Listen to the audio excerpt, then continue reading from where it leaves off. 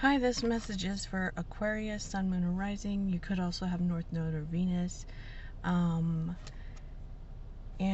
I tried to do your reading a couple other times, and the same card kept coming out, so I'm going to start there. But also, I just wanted to let you know, if you wanted a personal reading, the information for that is down below.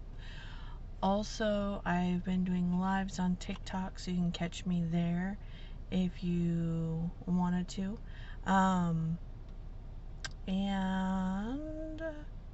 other ways to support the channel down below. Also, thank you for anyone who likes, subscribes to the channel. I really appreciate it. Helps my channel grow. So I'll go ahead and get started. So the card that kept coming out was Visions of Life Beyond Death. I'll let you look at it. It's like this Native American guy, and he's got this piece on. There's a peacock and there's an owl, which makes me think of like beauty and wisdom. Oh, there's another bird, a crow.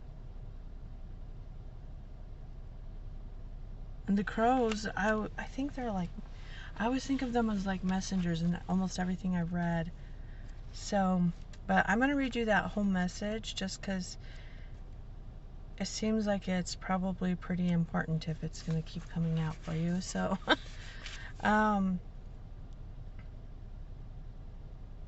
interesting. Okay. Sacred visioning or vision is awakening within you. You are becoming blessed with the ability to truly see, to see what is real rather than what appears to be. This is true insight. What was once considered consequential may soon be found to hold a little consequence after all. What was once dismissed as an irritation or irrelevance may be seen to have great spiritual significance. As mundane as something once appeared, it could be now worthy or absolute attention. The gift of genuine vision takes you into the being of the universal creator. This is sacred terrain beyond logic, convention, and that which is limited in any way. The more open you are to receiving true vision, the more love you feel and recognize within and around you. Something may appear to change form, to be shed, to be lost, or to die, but there is love within it always. This realization doesn't remove the pain of loss. It does provide a way through which it can be healed and eventually transformed into peace. The vision of love, the truth of all that is, can move us more than anything else possibly can. If you have been wondering about your life path or whether you can take action on a project or you need inspiration to really move out of your slump you have fallen into, then this oracle brings you a message of hope. You will receive your vision. You will be graced with a way out of stagnancy. You will be able to see things differently and more accurately. Any confusion or uncertainty you have felt is going to pass, and you will be left with clear insight. The stories you have been feeding yourself or telling yourself may end up looking different to how they appear now. This may surprise you, but the vision that is coming to you will shock or will be more truthful, therefore freeing. It will be worth the shock, surprise, or the moment of embarrassment when you realize you have been operating under false assurance or deluding yourself about the truth of a situation. These moments will pass. They are not something to feel bad about. They signify that you are leaving behind a smaller view for a more expansive one. They are a sign that you have outgrown your old vision in order to live in a bigger one. This is good. There might be a moment when your ego feels a bit dented, but sure enough, this will too pass. This oracle comes with an additional guidance for you. You are being watched over by life and held in protection. Whatever has been bothering you will not be able to harm you. You will prevail. If you are concerned with someone is getting in the way with something or blocking your path, it seems there is nothing you can do about it. Don't worry. The all-seeing eye of life perceives everything without exception. It is the universal mother with the eyes not only in the back of her head, but in every living cell of life itself. She misses nothing. And the truth of her vision will always be met with justice, mercy, and wisdom. This oracle is also making you to shift your perspective and look at an issue of concern a little differently. If you don't know how to do this, simply add the following statement to the end of the healing process below. I call upon the universal eye to show me the most helpful way to see the situation of concern now. In shifting how you look at things, the energy and what is beheld changes. You can see this with people. When you shame and judge someone, they react differently than when they are loved and encouraged. They may succeed, but the journey to the success will be different.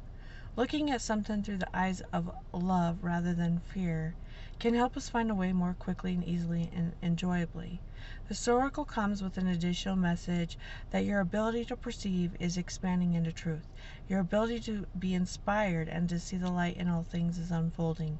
It must be nourished in your heart and loving acceptance, because you're going to help others through your vision, your art, and how you choose to be in the world. The healing process we don't need to worry about that part. Anyway. Okay.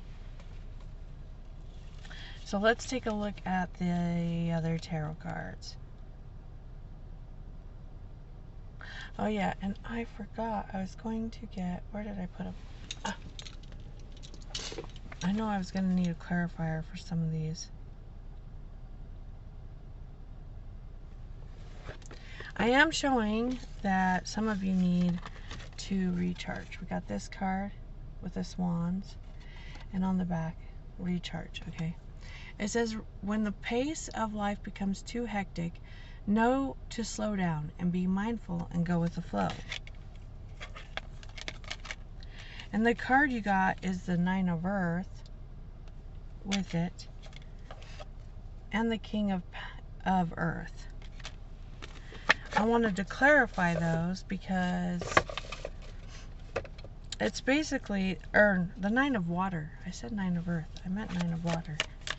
But that is like emotional fulfillment. So it's almost like needing... Oh, yeah. Okay.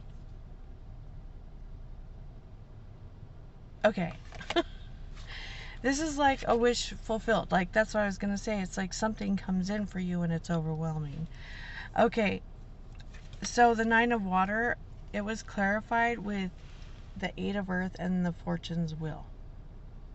So what I'm seeing is that you've been working really hard on something, trying to accomplish something, and it's like all of a sudden things start moving in the direction that you're looking for. And I think that you basically, with the King of Earth here,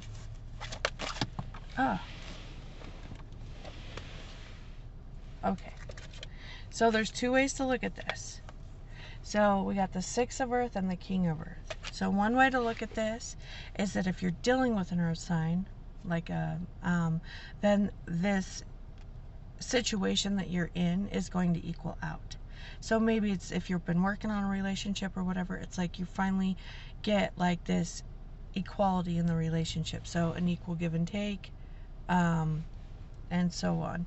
But I'm seeing this more in a monetary sense of getting things like your money, like money coming in for you, because the King of Earth builds from the ground up. Like, he plants a seed and he fosters it and grows it. Okay, so that's what I'm seeing there. But I think before this happens, even, what I'm seeing is that you are coming to an understanding. This card says resistance. Understanding why you resist to what you have to do is a crucial part of the creative process. So this is learning why you why you have resistance to getting what you want, and to do what you have to get what you want. I need a drink real quick. So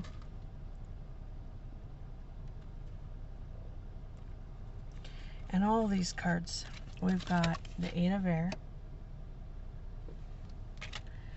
we've got the 5 of Earth, and the 5 of Fire. Okay, so the 5 of Earth first. I'm going to talk about that one. The 5 of Earth is basically feeling like left out, like you don't have enough resources, like the lack mentality, okay? This 8 of Air in this deck, it's in the traditional tarot, it talks about being stuck, but it's your thoughts that keep you stuck. It's a mindset that keeps you stuck. You're not really stuck. It's like everything in your being that's telling you that you're stuck. And with the 5 of Air, or 5 of Fire, that's conflict, but that's fighting for what you want. But I feel like you've always felt like it was a fight to get what you want in this life. And there's actually something in you that resists. It's like you're resisting the very thing that you want.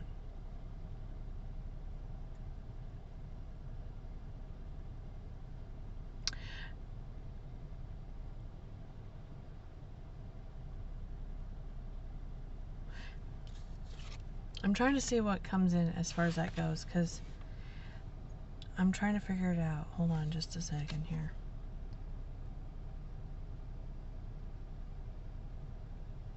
Okay, the next card you got is Indecision. It says, decide not to make a decision at this time. This will be a constructive, valid, and useful decision. Okay.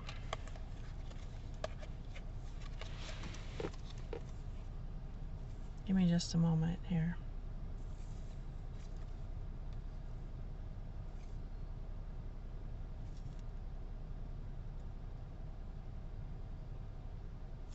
I want to look in the book at those two cards, because it's like I feel like I'm on the edge of something useful for you.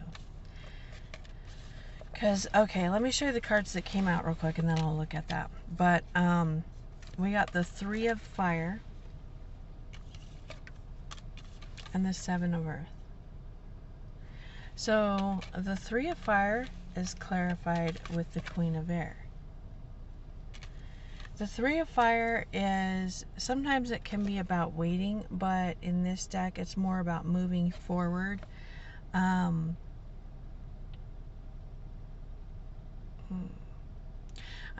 drawn to the compass that she has on this ship.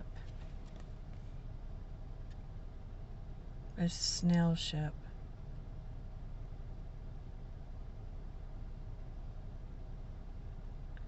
Is that like a snail shell? What I'm thinking of is that it's almost like, sorry, I'm getting the energy of like moving slowly so that you can have clear focus.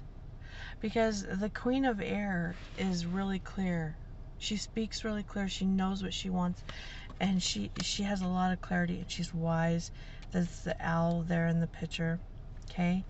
And then the 7 of Earth, it's like watching the fruits, like seeing what the results are of what you're doing.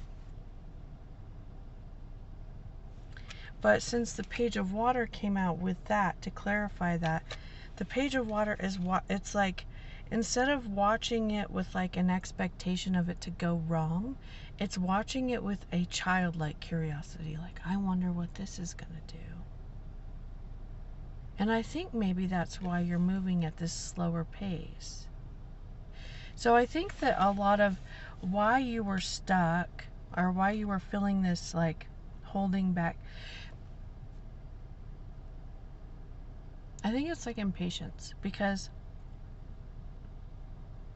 I think what's happening is that you maybe have been making decisions kind of hastily, but not sure on your decision. And so because you're not 100% sure on your decision, it's like you're putting two energies into like the field. So you're putting this energy of blocking that decision and this energy of making the decision into the field, and then that causes conflict in your life. So, like, for instance, I'll use my own example. I apply for apartments, okay, because I don't have a place to live right now. But at the same time, I'm like, do I want a place to live? I know that sounds funny, but it's like almost like I don't want a place to live unless I really want to live there. So I don't want just any place to live. But this is what I'm talking about, okay? And so then I apply at places to live, and I've been trying to only apply at places that I would really want to live at. But if I have any kind of doubt or indecision and then I get rejected for some reason, it's like, did I do that? Yeah, of course I did. I always do. I mean, like I'm doing all my life, right? I'm responsible for everything in my life. So it's about being able to have some kind of self-examination. So I think that's what it is, though. It's like you're moving slowly so that you can be more clear on what you want, and looking at the results of your actions and really focusing on where to aim your direction, and curious as to what it's going to bring to you, is what I'm saying. So that's what I'm gonna go ahead and end there. And yeah, so this is the shorter reading, and I'll be doing the longer readings too, but anyway, this is a short message for you, and I'll see you next time. Thanks.